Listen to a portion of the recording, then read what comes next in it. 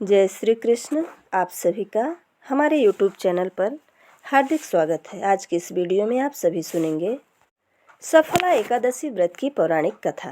तो आइए सुनते हैं।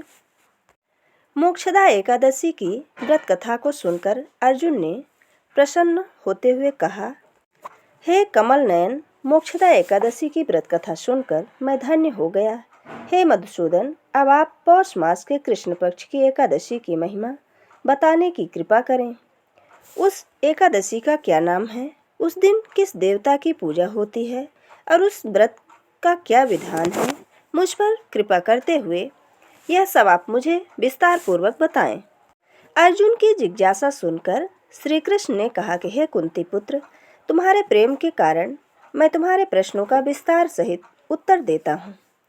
अब तुम इस एकादशी व्रत का महात्म्य सुनो। हे पार्थ, इस एकादशी के द्वारा भगवान विष्णु को शीघ्र ही प्रसन्न किया जा सकता है। पौष मास के कृष्ण पक्ष की एकादशी का नाम सफला है। इस एकादशी के आराध्य देवता नारायण हैं। इस एकादशी के दिन श्रीमन नारायण जी की विधि विधान से पूजा श्रद्धा पूर्वक करनी चाहिए।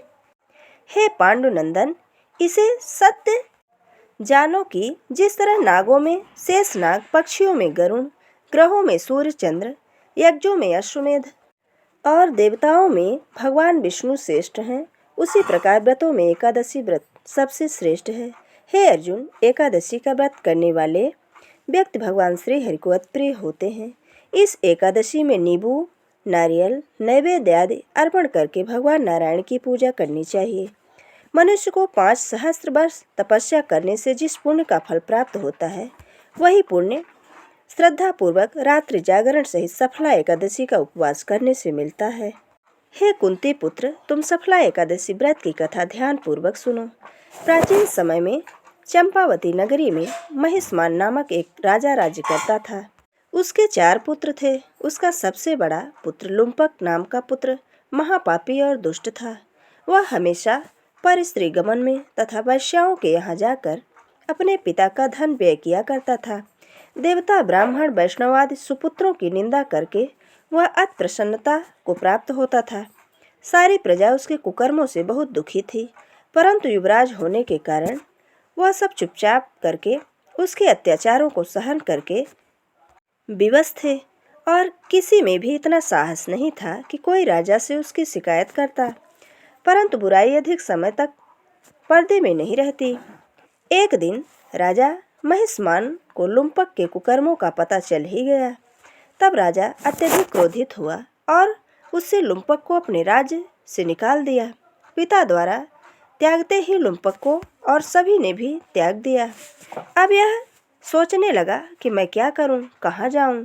अंत में उसने रात्रि को पिता के राज्य में चोरी करने की ठानी। वह दिन में राज्य से बाहर रहता और रात्र में अपने पिता की ही नगरी में जाकर चोरी करता तथा अन्य बुरे कार्य भी करने लगा। रात में वह जाकर नगर के निवासियों को मारता तथा कष्ट देता। वन में वह निर्दोष पशु पक्षियों को मारकर उनका भक्षण किया करता था। किसी किसी रात जब वह नगर में चोरी आदि करते हुए पकड़ा जाता तो राजा के डर से वह पहरेदार उसे छोड़ देते थे। कहते हैं कि कभी कभी अनजाने में भी प्राणी ईश्वर की कृपा का पात्र बन जाता है। ऐसा ही कुछ लुम्पक के साथ भी हुआ।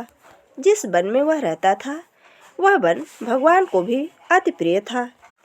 उस वन में प्राचीन एक पीपल का वृक्ष था तथा वन को सभी लोग देवताओं का क्रीड़ा स्थल मानने लगे थे। वन में उसी पीपल वृक्ष के नीचे महापापी लुम्पक रहता था। कुछ दिन बाद पौष मास के कृष्ण पक्ष की दशमी के दिन वस्त्रहीन होने के कारण लुम्पक तेज ठंड से मूर्छित हो गया। ठंड के कारण वह रात को सो न सका और उसके हाथ पैर अकड़ गए। वह रात बड़ी कठिनता से बीती, किंतु सूर्य के उदय होने पर भी उसकी मूर्छा न छूटी। वह ज्यों का त्यों वहां पड़ा रहा। सफला एकादशी की दोपहर तक वह पापी मूर्छित ही पड़ा रहा। जब सूर्य के तपने से उसे कुछ गर्मी मिली, तब दोपहर में कहीं उसे होश आया और वह अपने स्थान से उठकर किसी प्रकार चलते हुए वन में भोजन की खोज में फिरने लगा। उस दिन वह शिकार करने में असमर्थ था, इसलिए पृथ्वी पर गिरे हुए फलों को लेकर पीपल के वृक्ष के नीचे गया। जब तक भगवान सूर्य अस्ताचल को प्रस्थान कर गए थे। भूखा होने के कारण वह भी उन फलों को न खा सका, क्योंकि कहाँ तो वह नित्य जीवों को मारकर उनका मांस खाता था और कहाँ उसे फल खाना तनिक भी अच्छा नहीं लगा।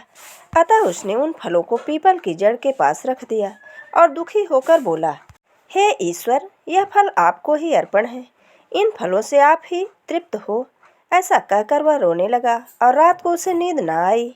वह सारी रात रोता रहा। इस प्रकार उस पापी ने अनजाने में ही एकादशी का उपवास कर लिया। उस महापापी के इस उपवास तथा रात्रि जागरण से भगवान श्री हरि अत्यंत प्रसन्न हुए और उस पापी के सभी पाप नष्ट हो गए।